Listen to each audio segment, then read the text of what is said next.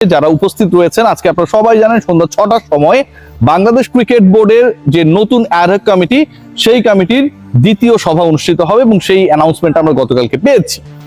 সেই সভা শুরু হবার অন্তত 6-7 ঘন্টা আগে মিরপুরে সাংবাদিকদের ভিড়, গণমাধ্যম কর্মীরা they are excited, they are eagerly waiting for someone. দুটা পয়েন্ট। 1 নম্বর পয়েন্ট হচ্ছে যে ওই 6টার সময় যে সভাটা ডাকা হয়েছে তামিম ইকবালের নেতৃত্বাধীন অ্যাডহক কমিটির, যেই কমিটির মেম্বার সংখ্যা হচ্ছে 11, সেই সভাটা 6টায় হবে কিনা 1 নম্বর পয়েন্ট। এবং এই 1 নম্বর পয়েন্ট মানে এই সভা নিয়ে কেন অনিশ্চয়তা তৈরি হলো, এটার ব্যাকগ্রাউন্ড হচ্ছে আমিনুল ইসলাম বুলবুল তিনি স্টিল দাবি করছেন যে তিনি হচ্ছেন বাংলাদেশ ক্রিকেট বোর্ডের এখনো সভাপতি, বৈধ সভাপতি। এবং যেটা বাতাসে গুঞ্জন যে আমিনুল ইসলাম বুলবুল তিনি আবার বাংলাদেশ ক্রিকেট বোর্ডে যে কোনো সময় ঢুকে যেতে পারেন। আমিনুল ইসলাম বুলবুল, আমি আবারও বলছি, এটা যথেষ্টভাবে ছড়িয়েছে, যে কোনো সময় বাংলাদেশ ক্রিকেট বোর্ডে ঢুকে যেতে পারেন এবং সেই টার্গেট, সেই পরিকল্পনাটা নাকি তামিম ইকবাল এবং বাংলাদেশ ক্রিকেট বোর্ডের নবগঠিত অ্যাডহক কমিটির সদস্যরা যারা ওই 6টার সভায় অংশগ্রহণ করতে আসবেন তারা আসার আগে ঘটানো যায় কিনা সেই নিয়ে নাকি একটা পরিকল্পনা চলছে। গতকালকের যে ঘটনা ঘটেছিল সেখানটায় আমিনুল ইসলাম বুলবুল পেছনের দরজা দিয়ে পালিয়ে গিয়েছিলেন এবং তিনি তার সঙ্গী হিসেবে পেয়েছিলেন শুধুমাত্র খালেদ মাসুদ পাইলটকে।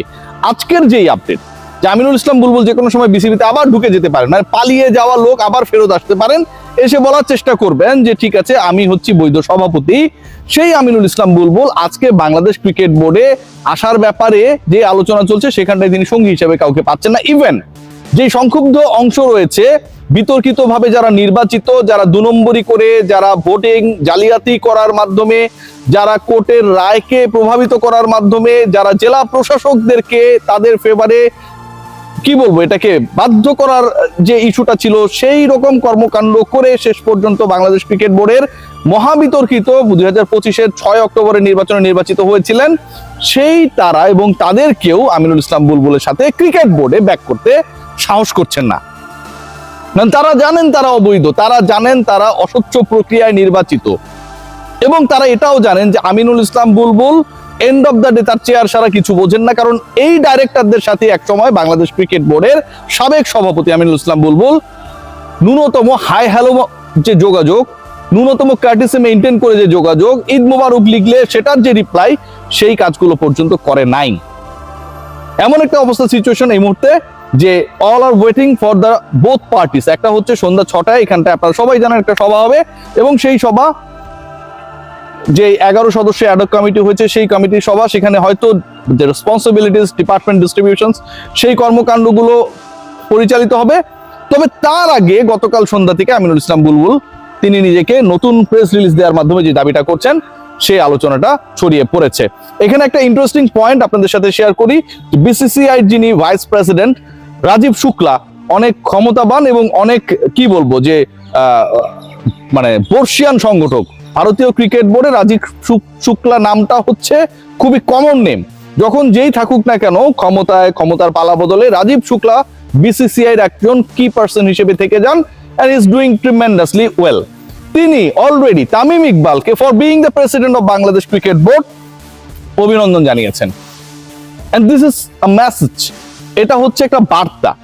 বিসিসিআই এর ভাইস প্রেসিডেন্ট যখন তামিম ইকবাল খানকে অভিনন্দন জানান, সেই অভিনন্দন অর্থাৎ বিসিসিআই ইজ ইকুয়াল আইসিসি, আমরা যদি এভাবে জিনিসটাকে চিন্তা করি, সেই অভিনন্দন কিন্তু আসলে আইসিসির পক্ষ থেকেই কাইন্ড অফ অভিনন্দন। এবং গতকাল আরেকটা ব্যাপার পয়েন্ট আপনাদের সাথে শেয়ার করি, যেহেতু দিস ইজ অ্যাডহক কমিটি এবং এই অ্যাডহক কমিটি যেহেতু গঠিত হয়েছে গতকাল, যখন সংবাদ সম্মেলন হয়েছে সেখানটায় তানজিল চৌধুরী তিনি বলেছেন যে আইসিসি তাদেরকে গাইড করেছে, সিন্স ইটস অ্যাডহক কমিটি হবার কারণে, নির্বাচিত কমিটি না হওয়ার কারণে এক্স অফিসিও হিসেবে সিইও যেন উইথ দ্য প্রেসিডেন্ট আইসিসির মিটিংগুলো রিপ্রেজেন্ট করে। তার মানে আইসিসির সাথে যোগাযোগটা খুবই স্মুথ এবং আইসিসির guideline Bangladesh cricket board already পেয়ে গেছে। যখন আইসিসির গাইডলাইন, আইসিসির টোটাল ডিসিশন মেকিং এর জায়গায় যারা রয়েছেন তাদের পূর্ণ সমর্থন রয়েছে অনির্বাচিতই বলা যেতে পারে বা বিতর্কিতভাবে নির্বাচিত যারা আসলে ইলেকশনটা করেছিলেন তাদের বিরুদ্ধে এবং নতুন কমিটির পক্ষে, ঠিক তখন আসলে খুব বেশি আলোচনা করার সুযোগ থাকে না। আমার অতি প্রিয় ফারুক ভাই, তাকে একটা সালাম দিয়ে লাস্ট আলোচনার এন্ডিং করতে চাই ফারুক ভাই। আসসালামু আলাইকুম। ফারুক ভাই যে কথাটা বলেছেন যে আমাদের তো ইলেকশনে কোনো কন্টেস্টেন্টই ছিল না, অন্য কোনো প্রতিদ্বন্দ্বী ছিল না, এখানে কারচুপি হয় কিভাবে?